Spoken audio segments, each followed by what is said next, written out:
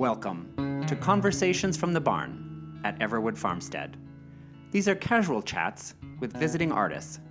Creaky barn, bugs, and all. Enjoy.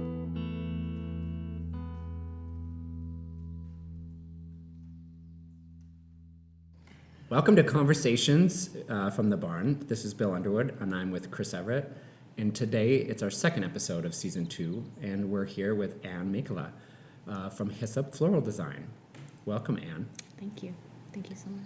Ann just hosted our first workshop of the season of flower foraging, a floral foraging design, let's try it again, workshop. The fastest selling workshop in Everwood's history. It sold out in about 6 hours. It was a packed house today, an excited group of people. Chris was one of them. How did it go? Let me start with you, Chris. What did you think? It was so much fun. First of all, this was a re-entry moment for all of us. Mm-hmm. This is the first group gathering that we have had at Everwood, and also for me and you personally, and I think for you too, since the pandemic started. And it was joyful, not only being around people, but creating with other people. Mm-hmm. And you could feel that joy in the air. And it was a fun day. It was a fun day to be outside. It was a perfect day. And what people created was kind of surprising and extraordinary. Yeah, it was really beautiful. I think something that was really fun for me to see was that everyone, really felt enthusiastic it was like they were so ready to be here. And I think that's just true because so much, we've been cooped up or we've been waiting to create. But I think for me to create communally, I've done so much in isolation. So I think to be in a space where everyone was pretty enthusiastic to be creating together was really special. Yeah, cooped up from the pandemic, but also for those who don't live in Minnesota or Wisconsin, it's been an oppressive week of heat here. Which really did break yesterday. Or maybe even this morning. Yeah. So for many people, this was the first day outside in a week where they weren't miserable. That's so true. you kind of put those two things together, and there were 12 happy participants here. Yeah, that's really true. Do you do a lot of these workshops? Yeah, I have. It's actually kind of interesting because that's, in a way, how I really was pushed to actually become a floral company and to actually do something with my floral design, because I've been in the garden, I've helped with weddings, I've sort of tampered in florals forever. But a friend knew that that was me, that was who I was and what I did, and reached out to me because a magazine was actually doing what they called a flower potluck, and they were kind of traveling to different big cities in the U.S. and inviting people to come and bring florals and have someone who was self-taught teach them how to design flowers. I always love teaching, and I really love workshops because I love teaching. It's just something that I love to do, but it's also fun because that's in ways how I got started. I was asked to teach before I really even knew what I was doing. So I think that to create in an interactive way is one of my favorite things. So. That's something new I learned about you today, was that you were self-taught, and I found, and actually I think the participants were fascinated by that. One in particular even, commented on how refreshing that was, that you're self-taught. Talk about that process. Well, I do like to say it. I like to name it because I think that there are a lot of people that are self-taught that kind of hide it. It not just in floral design, but in a lot of different, artistic fields. And the reason I like to say it is because I feel like it can be intimidating. I feel intimidated at times when I see people's work. You just sort of feel this sense like I could never do that. That's amazing. I could never do that. And we saw what everyone created today, and I feel like it's important. It's important for people to know you can do it. Obviously, it's not like I couldn't write a symphony, but I do feel like there are a lot of artistic endeavors that you really can do. You might not be the best. You might not be, the Beethoven, but I really like to encourage people that floral design is something you can do. You might not have a business, you might not become, this might not be your job, but it's something that if you have the right tools, anyone can create something beautiful with florals. So that's, why I like to talk about it. And I guess a little bit of, you asked, tell me about that process was what you asked. And I don't know, I think, my dad was a gardener, so I grew up,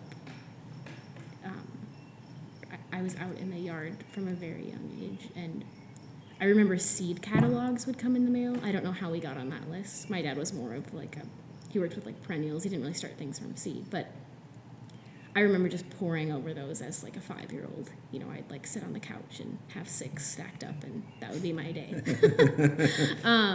So I felt really drawn to flowers at a young age, and my college education and a lot of my training, even in high school, was in performing. I did classical ballet from like age 4, so that was a big part of my life. And then, I was trained in acting. I did a lot of stuff locally, and so I wasn't really on a career path towards floral design. A lot of my friends got married right out of college, and I remember one friend asked me, if I gave you $100, could you make something that looked good for me and all the bridesmaids to carry down the aisle? Which it's funny now, like floral pricing. I should have just said no, but I did. I went to a few grocery stores, and I knew enough about flowers growing up that I knew I could make something that looked pretty good. And that was really kind of the first time that someone else was asking me to create something for them. You know, it wasn't just things that I was clipping from the yard. And because I mean, growing up, even as a little kid, my mom would hand me the kitchen shears and say, "People are coming over, go get some stuff for the table." So I was doing that, from a young age, and it wasn't really until college that someone else besides family was like, "Can you do this for me?" So, and from there, I just was fascinated with, I realized I was using things that some of them were wilting quickly, and so I just started to do research. And People may not know this, but building off of that story, Everwood really sprang from a wedding as well. My best girlfriend got married here, and it was when we had a group of 50 people in this barn for the first time that we saw people's reactions, and it really was sort of the inspiration for us to. And people were like, "Well, did you have any experience in this?" We were like, "Absolutely not." We had no idea what we were doing when we first started these events, and we just put out an email and said, "Hey, come to our barn," and they did. So that's not scary. that's not scary. We just tried it out. It's kind of like you. It was a prototype, and we had an idea, and a grounded idea. We had friends who were inspiring in this space, and we've both been very dedicated to the arts for years, but we just tried something out and listened and tuned it up, and then tried it again, and then tried it again, and then tried it again. Imagine you did kind of the same. Yeah, and it is so. I think that so many, when you listen to people's stories, so many people find something they're really passionate about because they just tried something, or out of a mistake. I always hear people when they find a career or a product or a design or an invention out of a mistake. I'm like, the beauty of a mistake. Yeah, which is why I do lead with I'm a self-taught floral designer, because I don't know, I just feel like it's so easy, and I say this even for myself, it's so easy to get stuck in a rut or to think you know yourself, and so much of my life, my identity was I'm an actress, I'm a dancer, I'm a performer, and it's just funny that, at 33, I don't lead with that anymore. I lead with I'm a floral designer, and it's because I just tried something, which is kind of fun. You're a beauty maker. A storyteller, really. I mean, someone asked me that when we were out foraging today. What made you jump from being an actress to being a floral designer? And I didn't really jump. It was an accident, but but really, I think the common thing in all of that, I mean, because classical ballet, it's like basically an opera. It's like, I mean, that sort of feel. You're telling it. It's a very clear story. And I think with theater, the same.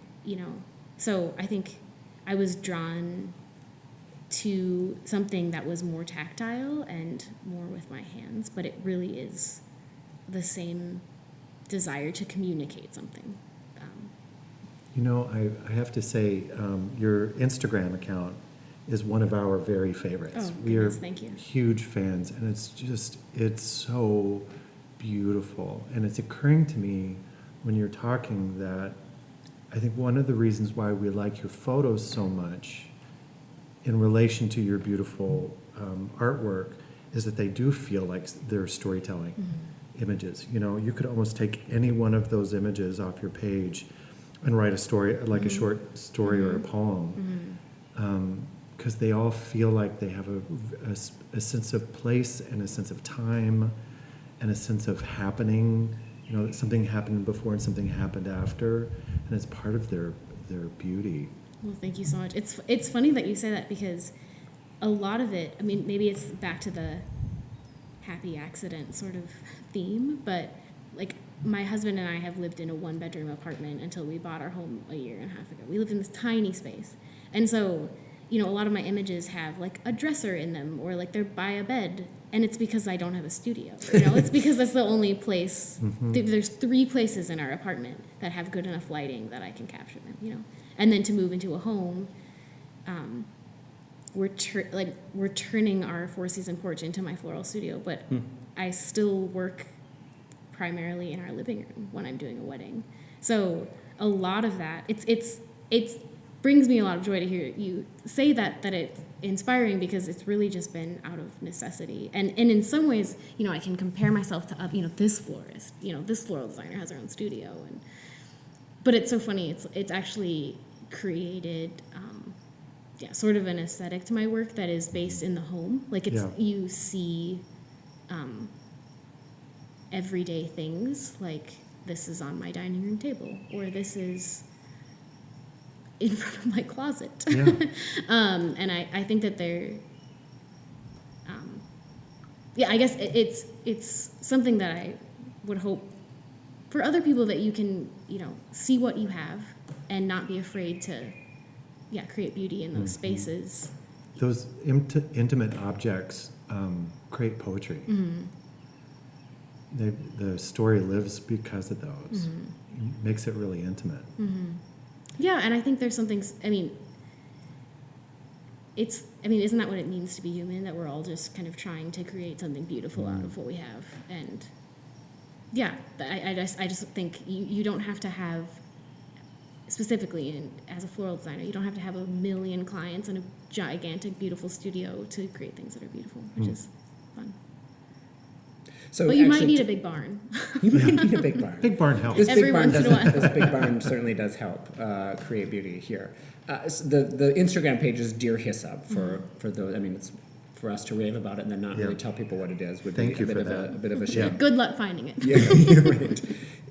Are you surprised? I mean, you have a huge following. Are you surprised at how that organically grew? Yeah, it did take me by surprise. So I had a large following even before I had a floral studio, or before I was really a floral designer. And it was from, you know, clipping a branch and taking a picture of it on my desk. And so before I had maybe done 2 or 3 weddings when I started to have quite a large following on Instagram, which was surprising. I almost felt like I had like a client base before I really even knew what I was doing, which is kind of sort of the crazy thing about any sort of social media platform is people can be drawn to something and it's almost like you're trying to get to the place that people think you're at, if that makes sense. It's like to have, you know, thousands of followers liking what you do and to know so little about, like for me at the time, so little about floral design. It in really, I think, beautiful ways kind of pushed me to, like, okay, people like this. I gotta keep learning, you know. So that was encouraging for you? Yeah, I think it was. It was encouraging, and it felt affirming that the things, and maybe just brought me a lot of joy, that the things that I saw and thought were beautiful, other people connected with as well. I was always, as a child, I was always kind of an old soul, and a little weird, you know, like I'm not too weird, but a little weird. Like I read old books and I spent hours in the library studying Victorian architecture when I'm 10. You know, just a little odd, you know. Well, and you read seed catalogs at the Yeah, age of yeah, 5. yeah. So it's just not quite not your typical young person. So I think that in some ways, for that old soul to get some affirmation in I guess in yes, the things that you find beautiful, other people find beautiful. Like, you're not that weird. Yeah. I think that or maybe you are strange, but there are other strange people out there that kind of see what you see. So I think that was affirming. What are you excited about for this summer? Is there a specific event? I was very excited for this. So yeah, Us too. Shoot, what fun things do I have? I mean, I have some events. Honestly, just doing a wedding again will be really fun because I had many weddings that were canceled. So I haven't done a wedding since. Like, it's felt like forever since I've done a wedding. Mm-hmm. I've done a lot of elopements. You know, a lot of these weddings that I'm doing now. These couples sort of eloped or had like a small private wedding and. With a celebration to follow. Right, and this is like the big party after. So that will be fun. I feel excited about that. I mean, honestly, the fact that I've turned, my studio is in our home, and we've turned our whole yard into a space that I can use for cut flowers is a really exciting thing. So I don't know, I feel like I'm on the cusp of like just sort of trying to figure out what is next for Hyssop, just because the last year was sort of like just holding your breath, what will happen. So You had said that you created Mother's Day arrangements this year for the first time all from your yard. yeah, that was fun. That was really fun. Well, and fun too because it actually kind of a nod back to little Ann, but I spent all of COVID just looking at seed catalogs. Really, I mean, I was just You're planning. still looking at the yeah, seed I'm still doing it. But it gave me a lot of time and space to really think, okay, what do I like designing with? Like, what are the things that I just love? And then how can I have those in my own studio garden? So that was kind of fun. So I felt like Mother's Day, a lot of it is like tulips and bulbs that I think I planted like 5,000 bulbs in the fall, like something insane. And so it was fun to see them all come up. And I think it was a little symbolic, it's like things are starting to get back to normal and all of these dead things that I put in the ground have come to life. So I think that was fun. Yeah. To bring us home, we have a question that we like to ask, which is, how did you experience beauty today? Yeah, that's a really good question. I think, it's hard to narrow it down because today was beautiful in many ways. I mean, just the weather alone was so fun. I think to see people feel like they can create unafraid is a very beautiful thing. And fear always feels like it's the easiest option, Like, I feel anxious about, driving up here, I was afraid. Is this going to be, are people going to like it? Is this going to be, am I going to say the right things? And to see a group of people who've been through just an awful year, a hard year, and for them to interact with each other and with nature and with foraged materials in a way that it really didn't seem like they were afraid. It seemed like they were hopeful and excited, and felt really free. And that really speaks to me to see that, because I think that's what we all want. I think we all want to create beautiful things and not be afraid. So not even necessarily the end result of the arrangements, but just to see that. The process. That process, yeah. And to see, you can tell everyone's pretty proud of what they do. Yeah. And I think that. And they should be. Yeah, and they should be, because, it was beautiful. It was beautiful to see. And I think for me to step back and think, okay, how could this play out in all of our lives in other spaces? How can, maybe this inspires someone to try something else that is intimidating, but to do it with courage and with peace, instead of fear, is exciting for me to think about. So. That's a great answer. Beautiful way to end it. Anne, thank you. It's been a pleasure. Thank you both. This 2-year journey we've been I on. know. I feel 2 we years had ago, you I feel came to us I with feel an like we had idea. a child or something. Like, I was like, We practically yeah. had 2. Yeah, seriously. But thank you. It's Yeah, thank you total both. It was pleasure. so worth the wait. It Oh, was it a really, was so really fun. fun day. It was so fun. Thank you both. Hope you come back soon.